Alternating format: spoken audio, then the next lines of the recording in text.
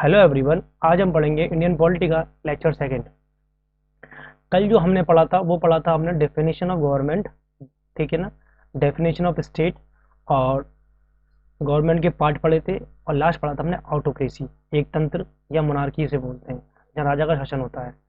ये ऑटोक्रेसी को समझना बहुत जरूरी है फर्स्ट लेक्चर में, तभी आपको ये सेकंड लेक्चर समझ में आएगा। और जो आज हम पढ़ने वाले हैं parliamentary system and presidential system पढ़ेंगे। क्या फर्क होता है ये भी जानेंगे। पार्लियामेंट्री सिस्टम को बोलते हैं हिंदी में संसदीय शासन प्रणाली, जबकि प्रेसिडेंशियल सिस्टम को बोलते हैं हम अध्यक्षीय शासन प्रणाली। समझते हैं क्या होता है। इससे पहले हमें समझना पड़ेगा सेपरेशन ऑफ पावर क्या होता है। सेपरेशन ऑफ पावर, और उससे पहले भी हमें लेक्चर फर्स्ट पढ़ना ही पड़ेगा, क्योंकि लेक्चर फर्स्ट में मैंने आपको बताया था ऑटोक्रेसी के बारे में।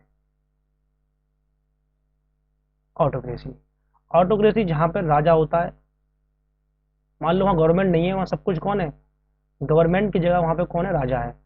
और जहाँ पे मैंने आपको बताया राजा सारे काम करता है, ठीक है ना। जैसे उसी के हाथ में लेजिस्लेटिव आता है, उसी के हाथ में एग्जीक्यूटिव आता है, उसी के हाथ में जुडिशरी आता है, मतलब विधायिका, कार्यपालिका और न्यायपालिका। विधायिका जहाँ कानून बनता है, कार्यपालिका जो कानून को लागू करता है, और जुडिशरी कानून का रखवाला है। ये मैंने आपको बताया था, ठीक है। तो पहले जब राजा को शासन होता था तो यही चलता था कि सभी शक्तियाँ राजा के पास होती थी, ठीक है। जब सभी शक्ति राजा के पास होती थी तो राजा अपनी मनमानी भी करता था, ठीक है।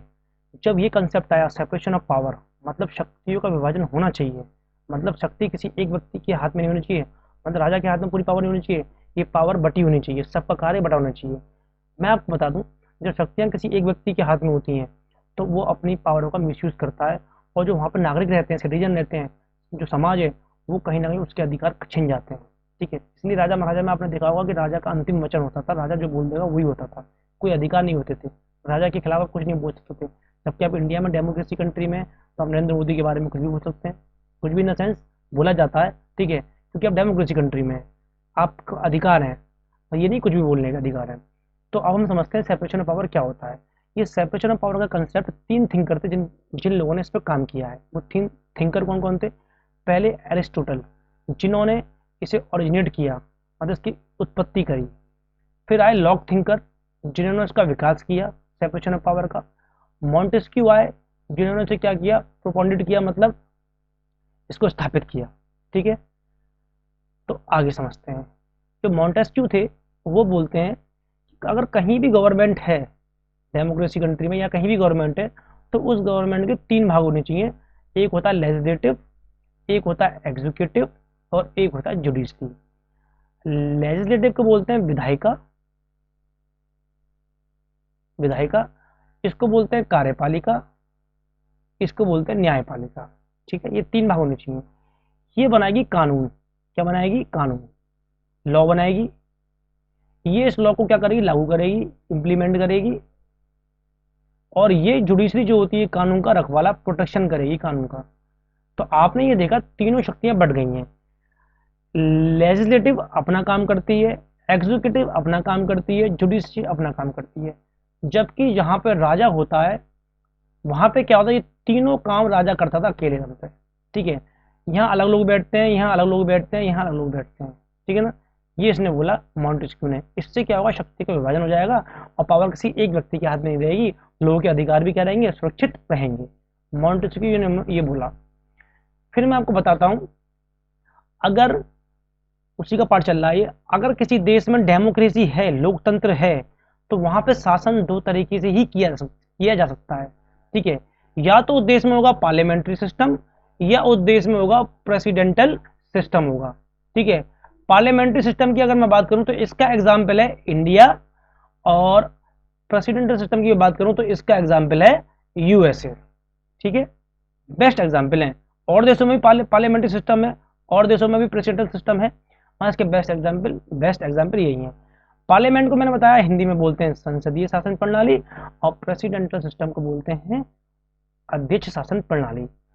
पार्लियामेंट्री सिस्टम जो होता है, यहाँ पे जो गवर्नमेंट है, ठीक है, क्योंकि हर देश में सरकार होगी, और सरकार होगी, सरकार के तीन स्तंभ होंगे। मैंने बताया था मॉन्टेस्क्यू ने क्या बोला, अगर कोई भी सरकार है तो सरकार के तीन भाग होने चाहिए, ठीक है। तो इंडिया में भी सरकार है, उसके तीन भाग है। तो पहला मैंने आपको बताया कौन सा होता है, लेजिस्लेटिव जिसे हम हिंदी में बोलते हैं विधायिका, एग्जीक्यूटिव जिसे हम बोलते हैं कार्यपालिका, और जुडिशरी जिसे हम बोलते हैं न्यायपालिका।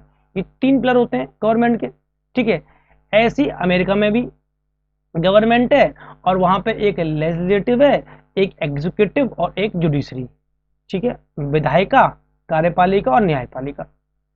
हमारी जो लेजिस्लेटिव है यहाँ पे क्या है, यहाँ पे आती है पार्लियामेंट। इसमें क्या पार्लियामेंट आती है, क्योंकि लेजिस्लेटिव में कानून बनता है और कानून इंडिया का कहाँ बनता है, पार्लियामेंट में बनता है। और पार्लियामेंट हमारी 2 भागों में बटी हुई है, लोकसभा और राज्यसभा।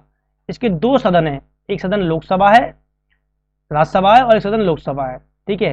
राज्यसभा को हमारे में क्या बोलते हैं, उच्च सदन, और लोकसभा को निम्न सदन बोलते हैं। जबकि सदन 2 हैं मगर इसके अंग 3 हैं। अंग बोलते हैं तब राष्ट्रपति की भी गिनती इसी में होती है। तो इससे मिलके बनता है हमारा पूरा पार्लियामेंट, संसद बनती है। और हमारी संसद में बनता है कानून, क्योंकि हमारे देश में लोकसभा से कानून पास होता है, राज्यसभा से कानून पास होता है, और राष्ट्रपति अपने साइन करता है तो लॉ बन जाता है। इसलिए मैं बोलूंगा ये हमारी विधायिका में क्या बनता है, कानून, ठीक है ना। अब आते हैं अमेरिका की विधायिका में। अमेरिका की विधायिका में जहाँ कानून बनता है उसको बोलते हैं कांग्रेस। जैसे हमारे यहाँ पार्लियामेंट, संसद, उनके वहाँ कांग्रेस बोलते हैं। हमारा कांग्रेस पार्टी का नाम भी है, उनकी संसद का नाम कांग्रेस है, ठीक है। वहां भी 2 सदन है, एक हाउस ऑफ रिप्रेजेंट और एक है सीनेट, ठीक है। बस 2 ही सदन होते हैं, वहाँ राष्ट्रपति इसका भाग नहीं है, जबकि हमारे वहाँ राष्ट्रपति पार्लियामेंट का भी भाग होता है, ठीक है, ठीक है। और अब आते हैं एग्जीक्यूटिव में। जो ये एग्जीक्यूटिव होती है कार्यपालिका, इसका काम होता है कानून को लागू करना। इसके 2 भाग होते हैं, ठीक है ना। मैं अभी आगे आपको बताऊंगा इसके 2 भाग कैसे काम करते हैं। और तीसरा होता है जुडिशरी, जो कानून का रखवाला होता है, ठीक है, न्यायपालिका। कानून को कोई उल्लंघन तो नहीं कर रहा, कानून को कोई तोड़ तो नहीं रहा, और सरकार ने कोई कानून कहीं लेजिस्लेटिव ने कानून ऐसा तो नहीं बना दिया जो लोगों के अधिकार छीनना है। ये कौन देखता है, जुडिशरी। जुडिशरी में हमारा क्या आता है, सुप्रीम कोर्ट आता है, हाई कोर्ट आता है, फिर डिस्ट्रिक्ट कोर्ट आता है। जबकि अमेरिका में जुडिशरी जो है उसमें क्या आता है, फेडरल कोर्ट आता है। वहां की सुप्रीम कोर्ट क्या बोलते हैं, वहां की सुप्रीम कोर्ट को फेडरल कोर्ट बोलते हैं। अब मैं आपको समझाता हूं कि हमारी जो प्रेसिडेंटल सिस्टम और पार्लियामेंट्री सिस्टम में क्या फर्क है। देखिए, पहले देखते हैं इंडिया में। इंडिया में गवर्नमेंट है, और गवर्नमेंट को हम 3 भागों में बांटते हैं हर जगह। एक होती है लेजिस्लेटिव, एक होती है एग्जीक्यूटिव, और एक होती है जुडिशरी। हमारी लेजिस्लेटिव के अंदर आती है पार्लियामेंट, संसद। संसद के होते हैं 3 अंग, लोकसभा, राज्यसभा और राष्ट्रपति। फिर हमारी एग्जीक्यूटिव कार्यपालिका के होते हैं 2 भाग, एक होता है टेम्परेरी, एक होता है परमानेंट। टेम्परेरी की बात करें ये 3 भागों में होता है। टेम्परेरी की बात करें तो इसमें एक होता है कैबिनेट मिनिस्टर, एक होता है स्टेट मिनिस्टर, और एक होता है स्टेट मिनिस्टर इंडिपेंडेंट, स्वतंत्र राज्य मंत्री, और इन सब का हेड होता है पीएम। तो ये टेम्परेरी की बात करें, ठीक है ना। परमानेंट में वो नौकरशाह आते हैं, अभी वो समझना नहीं है। जुडिशरी में कौन आता है, supreme court, high court, district court. अब देखिए, ये हमारी लोकसभा, यहाँ से लोग बैठते हैं और लोग चुन के आते हैं देश से, यहाँ बैठते हैं लोकसभा के अंदर, राज्यसभा में लोग बैठते हैं।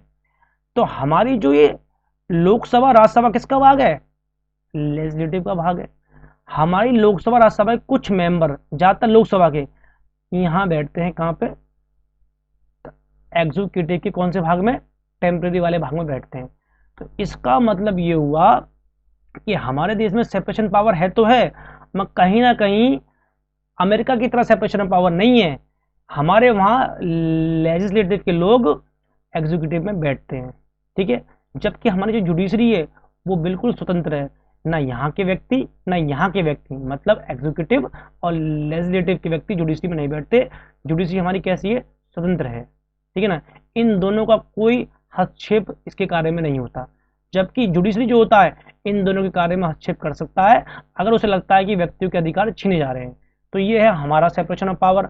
जबकि अमेरिका की सेपरेशन ऑफ पावर की मैं बात करूं तो उनकी जो लेजिस्लेटिव होती है बिल्कुल अलग, एग्जीक्यूटिव बिल्कुल अलग और जुडिशरी उनकी बिल्कुल अलग होती है। ये इनके कार्यों में हस्तक्षेप नहीं करते और ये इनके कार्यों में हस्तक्षेप नहीं करते, और ये इनके कार्यों में नहीं करते और ये इनके कार्यों में नहीं करते। इसका एक पॉजिटिव पॉइंट भी है तो नेगेटिव पॉइंट भी है। नेगेटिव पॉइंट इसका ये है कि जब तक लेजिस्लेटिव कोई कानून नहीं बनाएगी तो ये कानून लागू ही नहीं करेगा एग्जीक्यूटिव, ठीक है ना। तो इनमें कहीं ना कहीं तीनों अपने अपने लेवल पे स्वतंत्र हैं, तो कभी ना कभी इनमें मतभेद भी पैदा हो जाते हैं। तो इसीलिए हम इंडिया में कैसा लेके आए, हम ऐसा लेके आए बैलेंस वाला, ठीक है। हमारे में सेपरेशन ऑफ पावर है, मगर कहीं ना कहीं क्या है, एक बैलेंस सिस्टम है। तो ये है आज की क्लास। कल मैं आपको बताऊंगा डी फैक्टो हेड, इसी का जो पार्ट है, और डी जीरो हेड क्या होता है। आपसे मेरा ये क्वेश्चन है कि इंडिया में डी फैक्टो हेड कौन होता है और डी जीरो हेड कौन होता है, इसको आप मुझे बताइए। ये क्लास यहीं खत्म होती है। Thank you.